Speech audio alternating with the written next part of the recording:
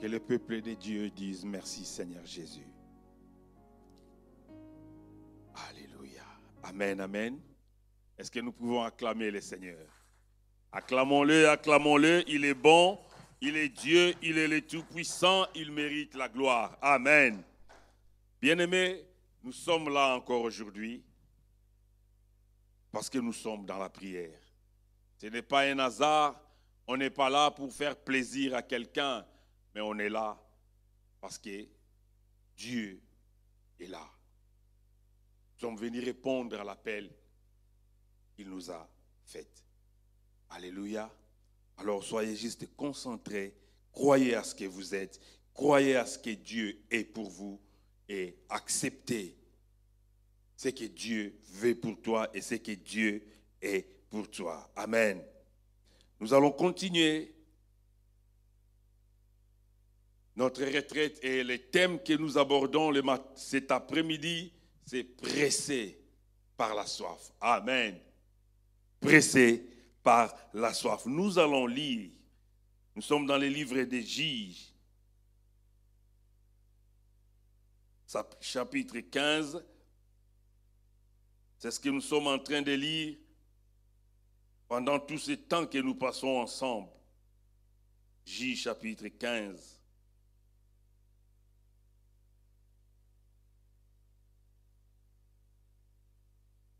Voilà, et je vais les lire.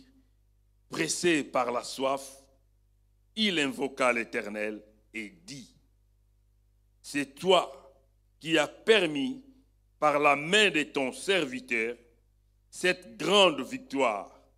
Et maintenant, mourrai-je de soif et tomberai-je entre les mains des incirconcis. » Amen. Et si je dois proposer un sous-thème, ça serait ta position étanchera ta soif. Amen. Je vous bénis d'être là et je bénis aussi ceux qui nous suivent dans les médias et nous bénissons l'homme de Dieu, le pasteur Hugues, pour la confiance, cette marque de confiance qui me touche au cœur. Ce n'est pas un plaisir ou une joie seulement de me mettre là pour prêcher, mais c'est une responsabilité. Car tout ce que nous disons et que les enfants de Dieu écoutent peut détruire et peut faire avancer leur vie ou les rapprocher encore plus du Seigneur. Vaut mieux quelqu'un qui n'est pas né que d'être né et de détruire la vie d'un enfant de Dieu. Voilà pourquoi, bien-aimé, ta position étanchera ta soif. Nous connaissons cette histoire. Il s'agit de Samson. Déjà, sa naissance a été prédite par Dieu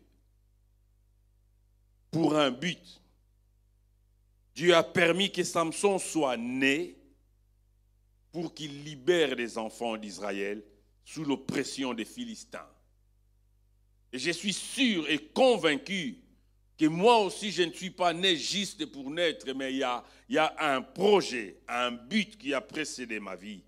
Toi aussi, je sais que tu n'es pas né par hasard. Il y a un but, il y a un projet qui a précédé ta vie. Je ne parle pas des projets de ta maman ou de ton père, parce qu'avant que tu viennes au monde, peut-être ils t'ont désiré, peut-être ils t'ont cherché, mais ils avaient un projet sur toi. Mais bien aimé, c'est une chance sur 1000 que les projets de tes parents s'accomplissent dans ta vie. Mais c'est 1000%, si je peux bien le dire, que les projets de Dieu s'accomplissent dans ta vie. Mais sache-le, les projets de Dieu ne s'accomplira pas dans ta vie parce que seulement Dieu veut accomplir son projet dans ta vie. Mais son projet est là, disponible. Mais tu dois te mettre à la position pour que les projets de Dieu s'accomplissent dans ta vie. Je vais donner un exemple. Dans nos maisons, nous avons ce que nous appelons des interrupteurs pour allumer nos lumières. Et toutes les lumières dans cette salle n'ont pas le même interrupteur, il y en a plusieurs. Mais les ampoules qui s'allument, c'est parce que leurs interrupteurs sont à la position qui permet à ces lampes de s'allumer. Ces lampes ne peuvent pas s'enorgueillir par rapport aux d'autres ampoules qui ne sont pas allumées. Non. Quand une ampoule s'allume, la gloire ne lui revient pas. Il n'a rien fait pour être allumé. Mais c'est la position de l'interrupteur qui fait que l'ampoule s'allume. Et si nous éteignons dans l'interrupteur, les ampoules vont s'éteindre. Mais cela ne veut pas dire que les ampoules sont cassées, où il n'y a pas l'électricité. Mais la position de l'interrupteur fait passer les courants et permet à l'ampoule de s'allumer. Et si cet après-midi, nous allons aborder ce sujet, que ta position étanchera ta soif. La soif auquel nous parlons n'est pas une soif, je ne sais pas, pour ne pas dire la soif de Dieu ou la soif de recevoir des choses, mais selon le contexte, c'est la soif physique, physiologique, la soif de l'eau. Comme là, nous sommes en train de jeûner, nous avons faim. Ce n'est pas un démon. Je me souviens, on était jeunes, on priait à l'église, on était des intercesseurs, on servait le Seigneur, on aimait vraiment le faire. Et quand nous étions dans de prières en jeûne, et quand on avait faim, on chassait l'esprit de la famine. On disait, faim, je te refuse, je te chasse au nom de Jésus. Et même les modérateurs qui donnaient des sujets, ils disaient, maintenant on va chasser l'esprit des faim. Bien-aimé, ce n'est pas un esprit, c'est naturel. Si tu jeûnes et que tu n'as pas faim, ce n'est pas normal. Tu dois avoir faim. Et la faim démontrera la façon, le genre de la décision que tu as d'accomplir ce moment que tu es en train de faire avec le Seigneur. Ta position étanchera ta soif. Je suis en train de lire ce livre que j'ai acheté, on me l'a envoyé, je l'ai reçu hier. Et dans ce livre, juste au début, dans le préface, Théol Osborne dit, pour vivre une vie comblée, tu dois boire dans la source du bien. Tu dois te considérer comme Dieu te considère. Essaye de vivre en harmonie avec le Seigneur. Vois ta vie comme le Seigneur la voit. Parce que tu n'as pas cette vie par hasard, mais Dieu te l'a donnée. Mais Dieu te donne une vie, Dieu ne viendra pas t'obliger à une position. Toi-même, tu dois te positionner par rapport à Dieu. Tu dois te positionner par rapport à tout ce qu'on te dit tous les jours à l'église. Le pasteur ne viendra jamais chez nous à la maison pour nous contrôler, nous surveiller. Il ne viendra jamais nous suivre derrière pour dire non, tu dois te positionner comme ceci, tu dois faire cela. Non, non, non. S'il commence à faire cela, il va abuser de son autorité. Son autorité que Dieu lui donne, c'est juste de nous parler, nous dire que Dieu nous aime, nous dire que marchez comme Dieu le veut, nous dire suivez la volonté du Seigneur. Et c'est à toi, c'est à moi de suivre cette volonté et de marcher comme Dieu le veut. Car ma position étanchera ma soif. Nous parlons de Samson. Ce qu'il a fait, ces 1000 personnes qu'il a tuées, ces combats qu'il a eus, ce n'est pas Dieu qui lui a dit d'aller combattre. C'est lui seul. Nous connaissons l'histoire, il avait une femme. Et il est allé une fois voir sa femme. Le papa de sa femme lui dit, non, tu n'entreras pas dans la maison de ta femme, dans la chambre de ta femme, car j'ai donné ta femme à quelqu'un d'autre. Et Samson a dit quoi? Mais ce papa était gentil. Il lui dit non, ses petites sœurs sont aussi jolies. Mais Samson a dit non, moi je veux ma femme. Comme tu as donné ma femme à quelqu'un d'autre, ce qui va arriver arrivera. Mais cette fois-ci, ça ne sera pas ma faute.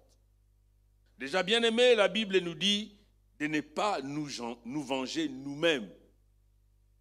Mais Dieu a dit laissez agir votre colère, mais laissez à moi la vengeance. Mais Samson a pris sa décision de venger cet acte. Ce n'était pas la volonté de Dieu. Ce n'est pas Dieu qui lui a dit de faire ça. Et il est reparti. Vous savez ce qu'il a fait? Il a pris des canards, il a mis le feu dans leur queue et il les a lancés dans les champs des Philistins. Des renards, pardon, merci pasteur. Et il les a laissés dans les champs des Philistins. Et la Bible dit, tous les champs de blé des Philistins étaient brûlés. Ça veut dire que tous les pays des Philistins, ils étaient en famine. Ils attendaient les récoltes. Donc ils ne pouvaient plus survenir à leurs besoins parce que tout ce qu'ils avaient, leur espoir, était envolé. En voyant cela, les Philistins se sont mis en colère en disant mais qu'est-ce qui se passe? Qui a fait ça? On leur dit non, il y a monsieur tel qui a pris la femme de Samson et l'a donnée à quelqu'un d'autre. Et les Philistins ont fait une chose premièrement, ils ont pris leur propre frère et sa fille, ils les ont mis à mort pour dire toi, tu as donné ta fille aux Hébreux, ils sont nos ennemis. Et deuxièmement, tu lui as privé de sa femme pour les donner à quelqu'un d'autre. Voilà maintenant ce qui nous arrive. Nous allons mourir de faim, mais toi aussi, tu mourras avant nous. Ils l'ont tué. Mais après ça, ils ne se sont pas arrêtés là. Ils se sont dit, bien, on a tué la personne qui a poussé Samson à faire ça. Maintenant, nous allons nous en charger de Samson. Et ils sont allés en Israël, chez les Hébreux. Ils ont trouvé les anciens des Israélites, ils ont dit, mais non, nous sommes déjà faibles, plus faibles que les Philistins. Et dans cette période, nous sommes sous l'emprise des Philistins, car les Philistins, ils dominaient sur eux. Ils ont dit, non, non, non, nous ne sommes pas en mesure de combattre les Philistins. Nous ne pouvons pas. Ils ont décidé d'aller négocier avec Samson.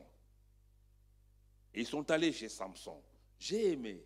Un homme fort, tout le monde le craignait. Même tout un pays pouvait le craindre. Mais devant sa propre famille, devant ses propres frères, bien aimé, Samson était faible. Il dit à ses frères, vous voulez vraiment me livrer? Oui. Et vous sûr, vous n'allez pas me faire du mal. Vous, mes frères, vous n'allez pas me tuer. Non, on l'a rassuré, non. Nous n'allons pas te faire du mal. Mais permets-nous tout simplement de te lier et de te livrer là-bas. Sinon, c'est toute ta famille qui va mourir. Sinon, c'est tout ton peuple qui mourra. Samson a dit, ça va. Si vous, mes peuples, mes frères, vous n'allez pas me tuer, me faire du mal, j'accepte. Comme ça, vous aurez la vie sauve. C'est ça, en fait, l'histoire. C'est alors qu'on liait Samson pour l'amener chez les Philistins. Et l'histoire commence à arriver à Léchi.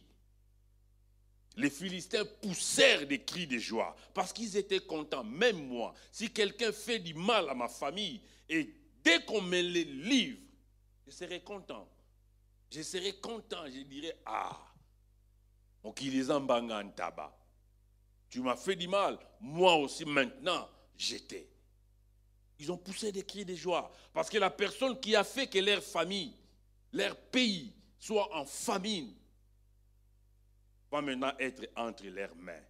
Et c'est alors que la Bible dit, l'Esprit de l'Éternel saisit Samson. Et les cordes qu'on avait liées Samson se coupa.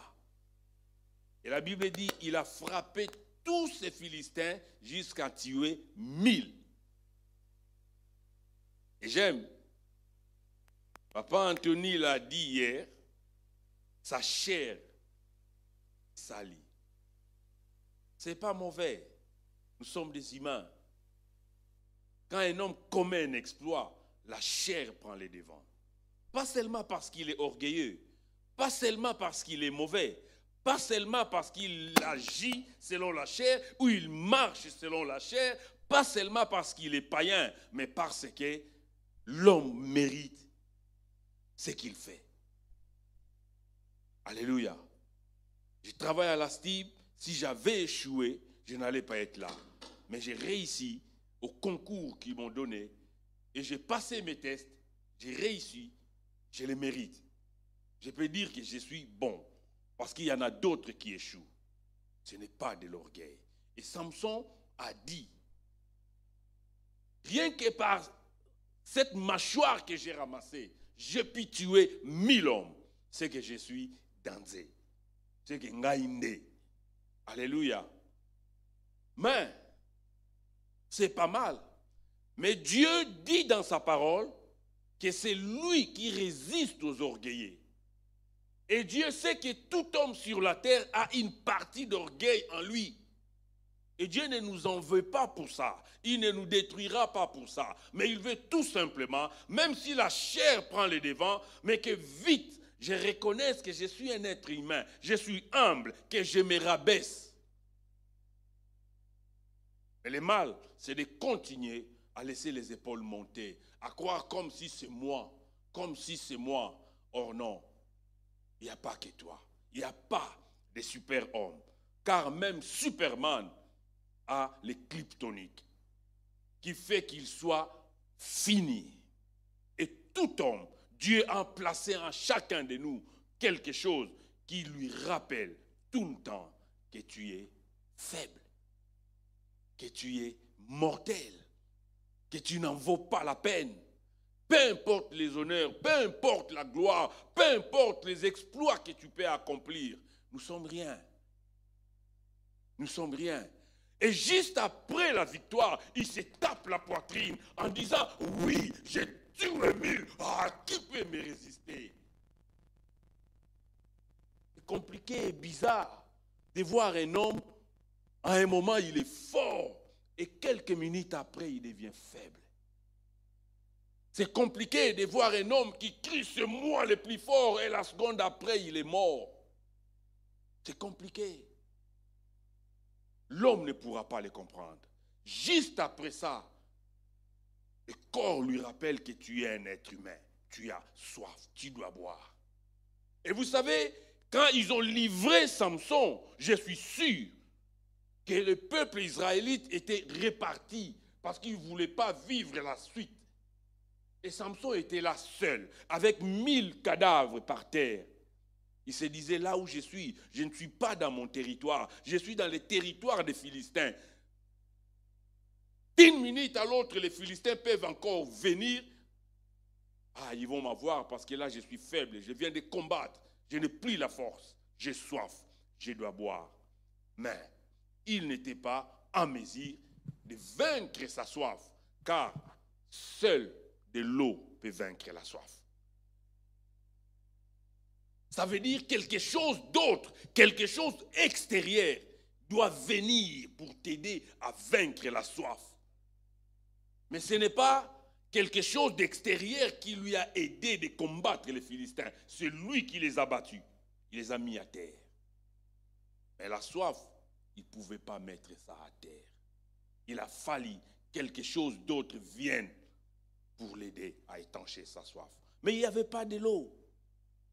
Je me demande, est-ce que c'était dans la ville là où vivaient les gens? Mais je crois que non. Je crois que comme les guerres se faisaient à l'extérieur de la ville, et livrer un homme comme Samson, je ne crois pas que ça pouvait se faire dans la ville. Je crois que ça se faisait à l'extérieur de la ville pour éviter des dégâts.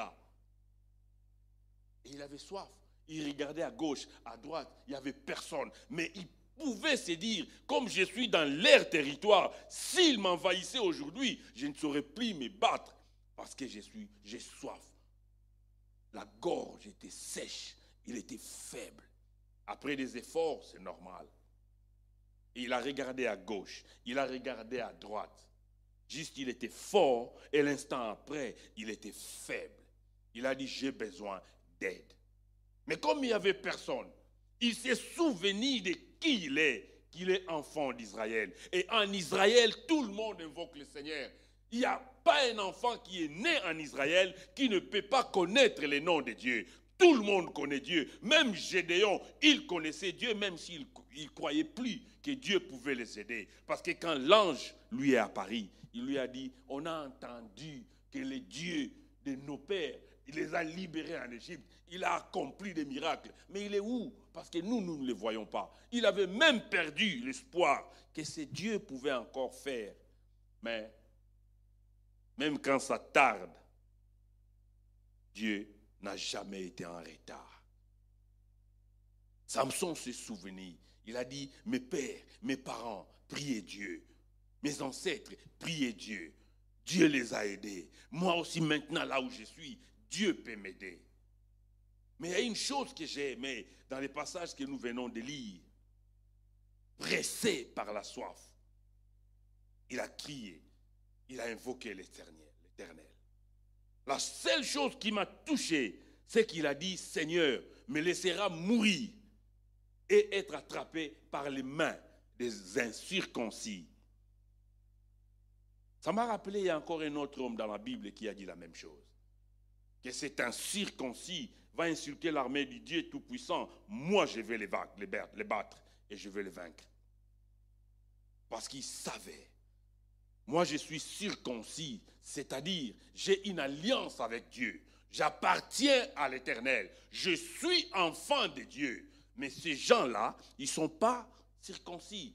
Ça veut dire qu'ils n'ont pas d'alliance avec Dieu. Ils n'appartiennent pas à Dieu. Si mon Dieu peut m'aider, il ne pourra pas les aider. Or, les Hébreux savaient que le seul, vrai et unique Dieu, c'était l'Éternel Dieu Tout-Puissant qu'ils invoquaient. Et il a dit, comment invoquerai-je le Seigneur? Je dois mettre l'Éternel devant un fait accompli. Parce qu'il n'était pas meilleur que les Philistins, croyez-moi. Il n'était pas bon que les Philistins, croyez-moi. Il n'était pas plus saint que les Philistins. Non, non, non, non, non. Parce que toute sa vie n'a pas honoré le Seigneur. Il ne faisait qu'à sa tête. Il était orgueilleux. Il se voyait, c'est lui qui était. Il s'en foutait complètement de Dieu. De toutes les façons, tous les juges qui sont passés en Israël dans cette époque-là ont fait la même chose. Il n'était pas meilleur que les Philistins. Mais il s'est souvenu, je ne suis pas meilleur, je ne suis pas saint, mais j'appartiens à quelqu'un. Et cette personne m'a dit, je ne te laisserai jamais, je ne t'abandonnerai jamais. Alléluia. Je ne te laisserai jamais, je ne t'abandonnerai jamais.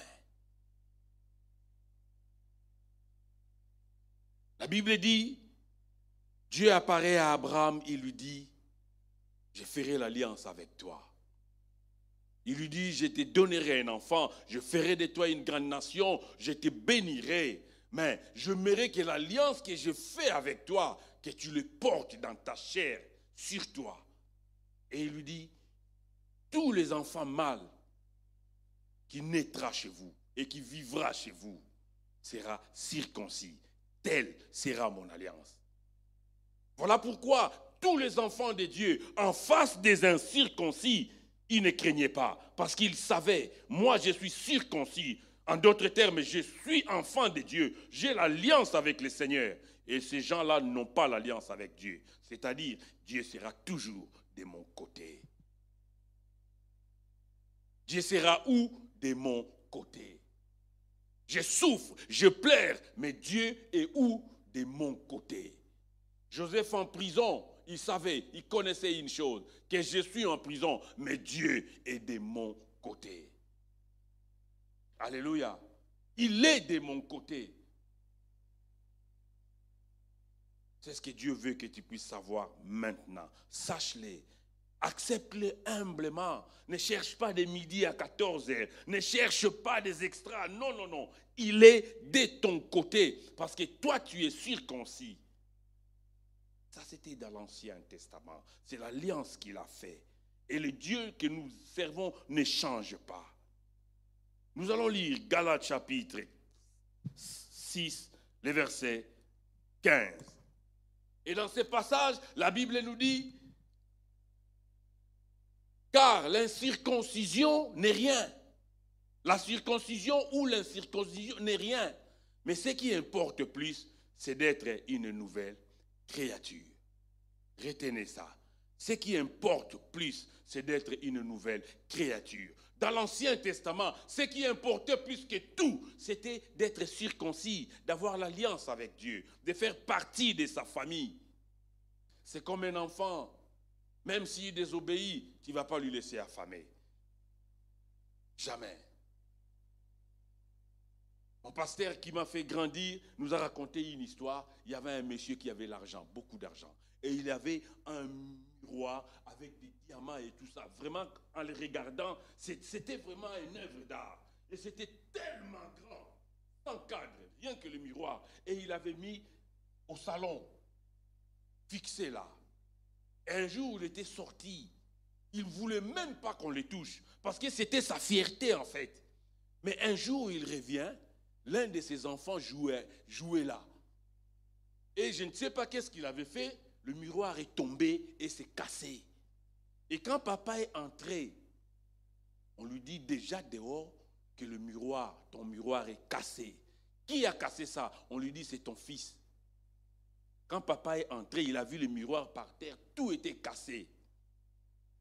Mais le fils n'était pas là. Pas toucher sa tête.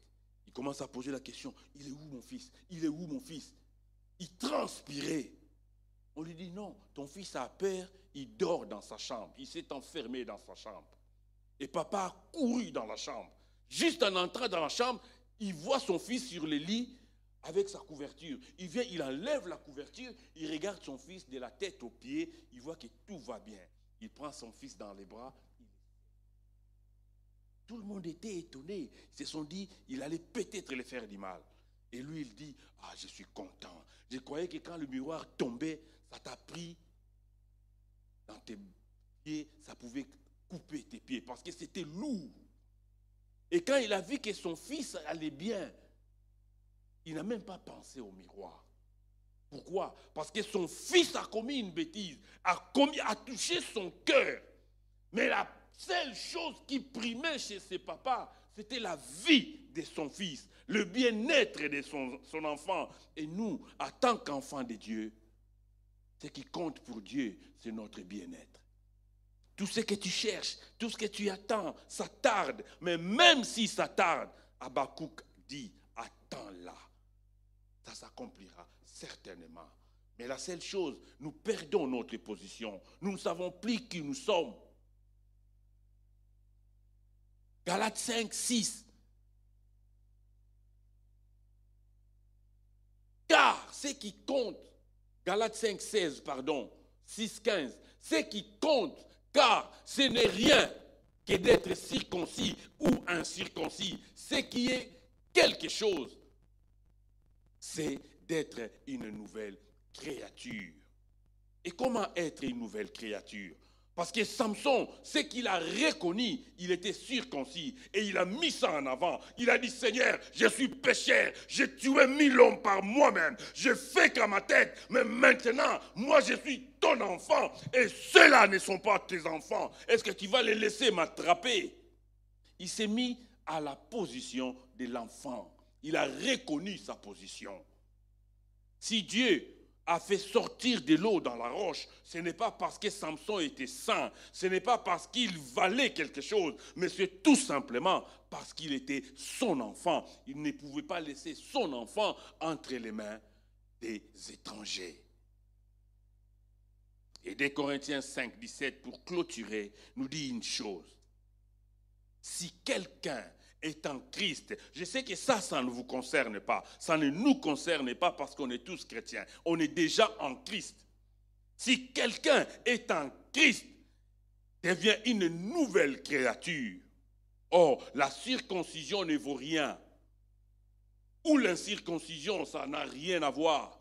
Mais ce qui importe plus, c'est d'être une nouvelle créature. Et on n'est pas une nouvelle créature parce qu'on veut le devenir. Non, on n'est pas une nouvelle créature parce qu'on le décide. Non, mais on devient une nouvelle créature le jour où on devient en Christ.